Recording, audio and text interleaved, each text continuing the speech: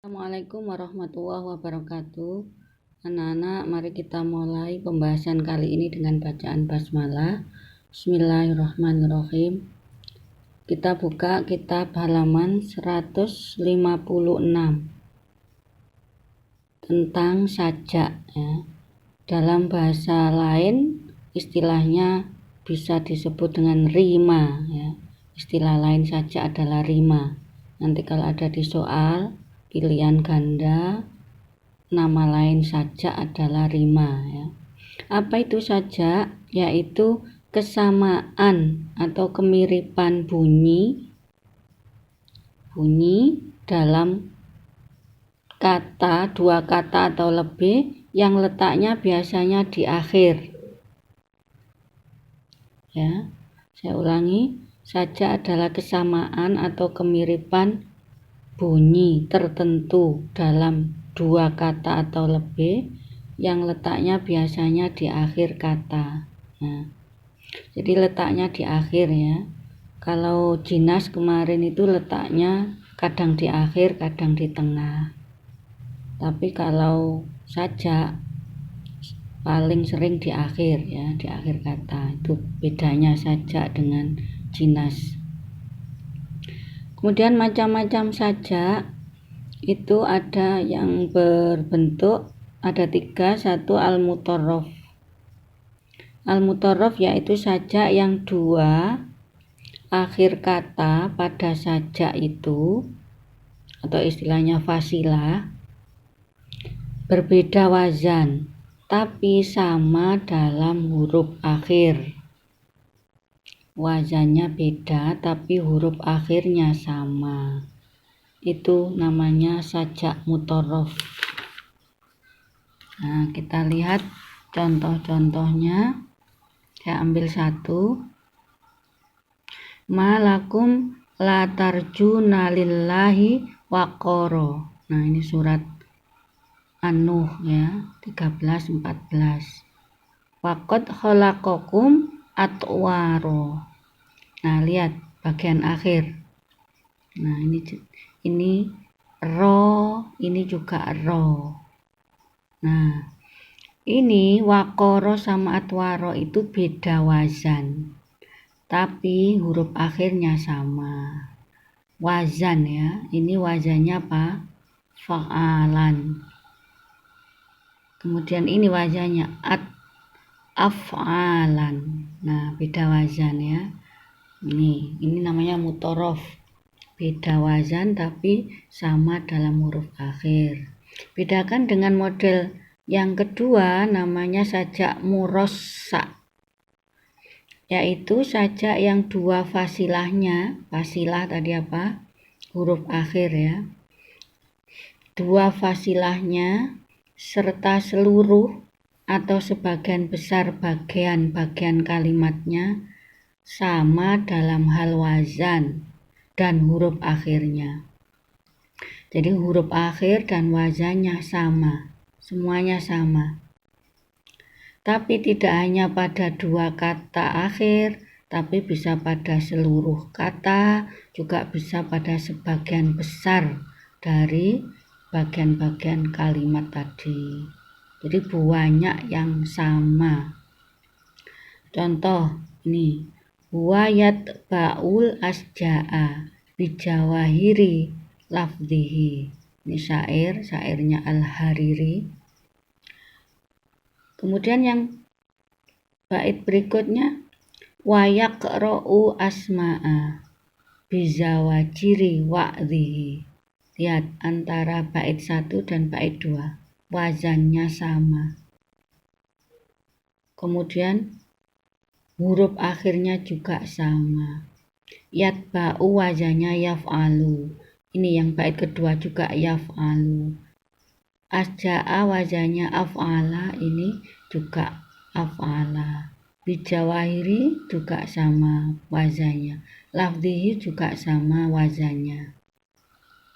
Huruf akhir sama, wazan sama. Kalau seperti ini dan jumlahnya banyak ya, ini namanya murassa. Yang ketiga, yang terakhir adalah sajak al-mutawazi. yaitu sajak yang dua fasilahnya atau dua kata terakhirnya itu sama dalam wazan dan huruf akhirnya juga sama.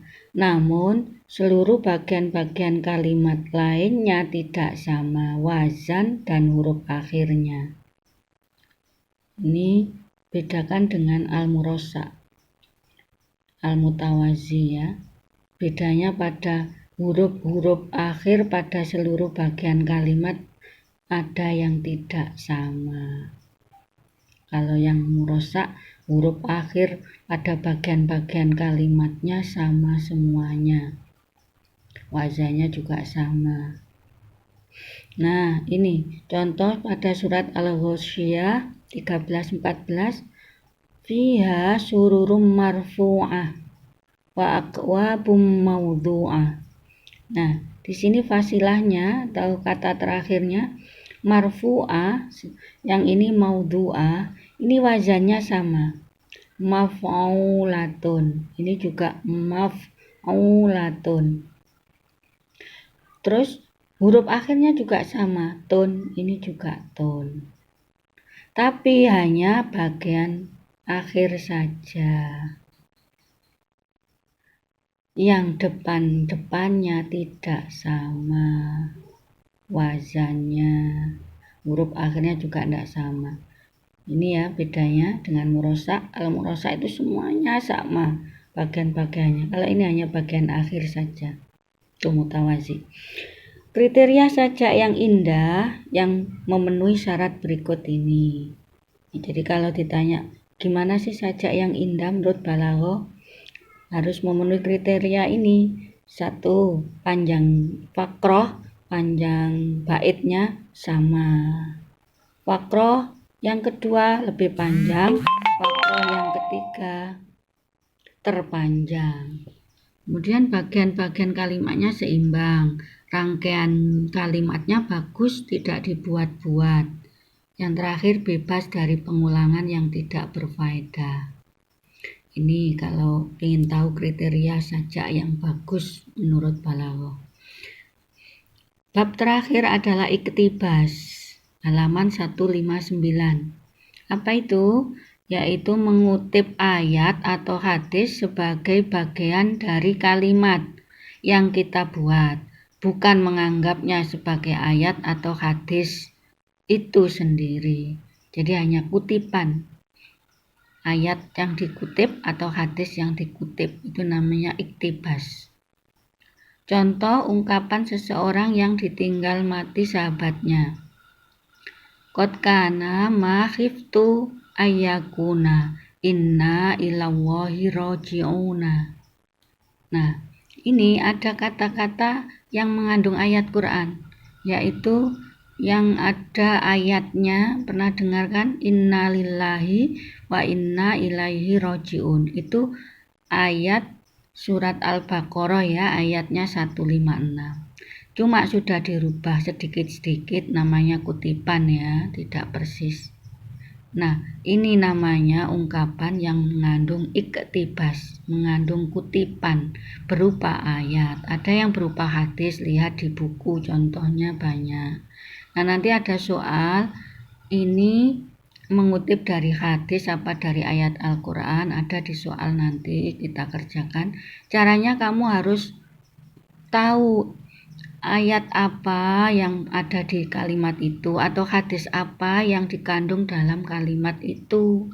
Jadi kamu bisa cari browsing ayat apa ya ini tentang innalillahi wa inna ilaihi raji'un. Oh, berarti ini mengandung ayat Quran. Kalau ini kayak sepertinya mengandung hadis, oh ini berarti mengandung hadis. Jadi kamu harus bisa dengan cara cari di Google atau kamu hafal Quran ya atau hafal hadis. Kalau nggak hafal ya buka di Google ya. Nah, sekian, terima kasih. Assalamualaikum warahmatullahi wabarakatuh.